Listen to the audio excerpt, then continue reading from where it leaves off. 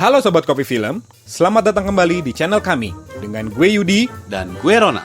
Terima kasih ya buat sobat yang sudah subscribe channel ini. Semoga rezeki kalian dilancarkan selalu. Oh iya, bagi yang belum subscribe, ditekan dong tombol subscribe-nya. Ada di kanan bawah video ini. Like juga dan komen ya. Baik, kita meluncur ke alur cerita film dengan judul Cherry. Seruput dulu. Film dimulai dengan sebuah prolog seorang pemuda bernama Cherry yang berbicara dengan dirinya sendiri tentang kehidupannya di usianya. Cherry juga menceritakan kalau dirinya sudah terbiasa dalam merampok bank. Kemudian saat di dalam sebuah bank, dia merampok dengan menodongkan senjatanya.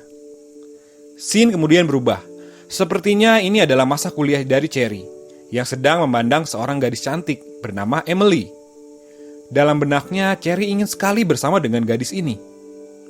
Cherry juga bertemu dengan kawan dari masa kecilnya yang bernama James yang sedang duduk sambil minum bir di depan rumahnya. Kemudian mereka pergi dengan mobil butut milik James dan menjemput Roy dan Joe untuk turut serta. Setelah sampai bank, Cherry mencoba untuk komplain tentang masalah pembayaran yang ditolak oleh pihak bank. Esok harinya, Cherry berjumpa dengan teman lainnya untuk menukar obat paniknya dengan ekstasi. Cherry pun ingin ikut ke pesta temannya itu. Di sana, Cherry berjumpa kembali dengan Emily. Dan dari sana mereka akhirnya menjadi sepasang kekasih yang sering menghabiskan waktu bersama. Suatu hari, Emily mengatakan dia akan pindah untuk kuliah di Kanada. Dan Cherry begitu kaget dan bingung, karena Emily tiba-tiba ingin pergi dan memutuskan hubungan antara mereka berdua. Tampaknya karena putus cinta, tiba-tiba Cherry ingin mendaftarkan dirinya menjadi angkatan darat. Walau tampak tidak meyakinkan, namun petugas di sana menyukai pemikiran dari Cherry dan menerimanya. Saat berada di rumah James, tampak James kesal dan meminta Joe untuk tidak bergabung menjadi marinir. Namun Joe merasa ingin mempunyai perubahan dalam hidupnya. Cherry mengangkat telepon yang terus berdering. Ternyata itu adalah Emily. Dia ingin bertemu dengan Cherry untuk berpamitan. Namun Cherry berkata, dia mendapat pekerjaan dan meminta Emily untuk datang ke tempat kerjanya karena di sana juga sedang diadakan pesta oleh sang pemilik tempat. Emily datang dengan Benji. Rupanya hal itu membuat Cherry agak cemburu dan kesal. Bahkan Joe sempat menawarkan diri untuk menghajar Benji. Karena kesal, akhirnya Cherry meminta Emily untuk pergi. Setelah pulang kerja, dia melihat ada Emily di kamarnya. Dan dia menangis karena merasa bersalah dengan keputusannya. Dan di momen itu juga, Cherry bercerita dia akan masuk ke Angkatan Darat. Emily tampak kaget dan bingung, hanya karena putus cinta lalu bergabung dengan Angkatan Darat. Setelah mereka berargumen, akhirnya mereka berdua memutuskan untuk menikah dan merayakannya dengan sederhana. Cherry pun mulai mengikuti pelatihan Angkatan Darat, dari dibotaki kepalanya sampai pelatihan fisik lainnya. Di sana juga dia bertemu dengan Jimenez. Jimenez bergabung dengan Angkatan Darat karena menghamili pacarnya, dan dia ingin bertanggung jawab. Cherry menjalani hari-hari dilatih menjadi seorang Angkatan Darat, di mana hampir setiap hari para prajurit itu diteriaki dan dimaki-maki oleh para sesan pelatih. Dan seperti tidak ada jalan keluar dari pelatihan Angkatan Darat, kecuali mati. Cherry pun mulai menjalani pelatihan menjadi serdadu medis. Di sana dia diajari dengan perantaran manekin. Dan akhirnya, dia dan Jimenez pun lulus. Dan akhirnya Cherry pun terjun ke medan perang, di mana semua yang dihadapi sekarang adalah nyata dan bukan latihan lagi. Di sana dia dan Jimenez menolong seorang prajurit yang terluka.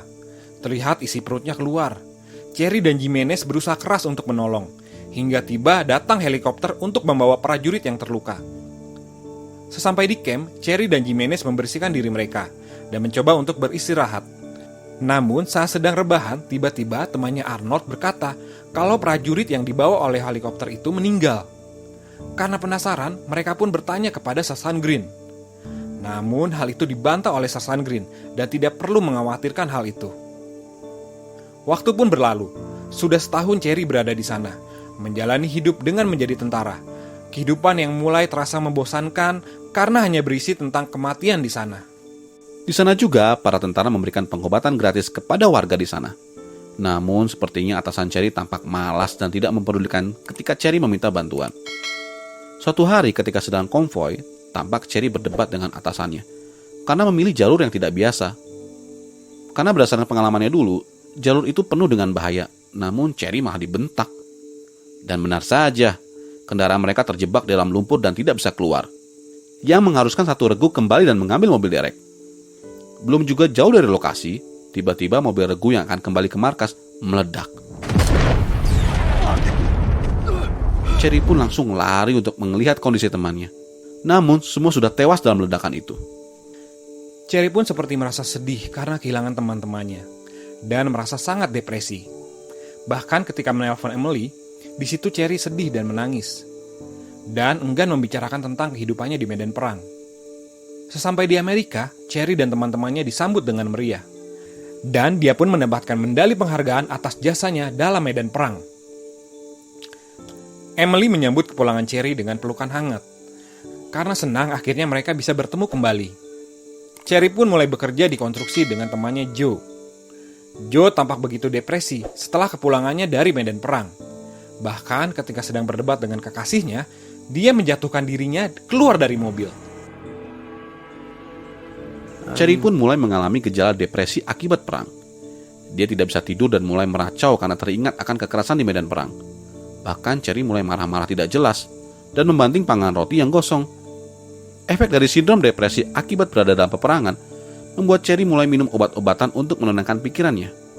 Bahkan di suatu malam, Emily pun ikut meminumnya karena merasa stres menghadapi Cherry. Dan dia juga bertemu kembali dengan James. Tampak keadaan Cherry semakin parah karena terus terbayang akan teman-teman yang sudah mati. Cherry pun semakin ketagihan dengan pil yang membuat dia mabuk dan bisa melupakan masalahnya sementara. Cherry juga berusaha konsultasi kepada dokter, namun hal itu tidak berhasil. Dan Emily pun mulai kehilangan kesabarannya dan ikut kembali meminum obat yang dikonsumsi oleh Cherry. Dan di sanalah kehidupan mereka sebagai pecandu dimulai. Setiap hari mereka menjalani hari dengan mengkonsumsi narkoba. Dan tentu saja dengan gaya hidup seperti itu, uang pun akan habis dan terkuras. Bahkan Cherry meminta tolong kepada orang tuanya untuk meminjamkan uang. Karena sudah mentok, dia pun meminjam uang kepada seorang bandar narkoba yang dijuluki Pills dan Coke. Namun, Cherry malah disuruh untuk menjaga brankas yang isinya tidak boleh dibuka dengan imbalan sedikit obat-obatan. Emily tiba-tiba memberi saran untuk membuka brankas itu. Cherry pun meminta tolong James untuk membukanya. Setelah berusaha dengan keras, akhirnya brankas itu bisa terbuka.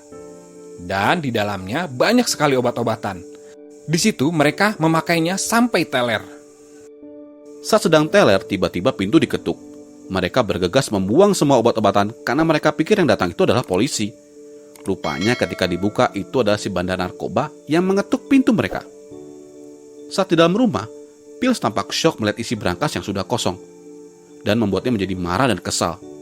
Dia mengatakan kalau bosnya yang bernama Black akan membunuh mereka semua, kecuali jika kita bisa menyiapkan uang yang banyak untuk menggantinya. Dan Cherry pun mulai melakukan perampokan bank pertama kalinya. Dan dia berhasil mendapatkan sejumlah uang untuk diberikan kepada Pills.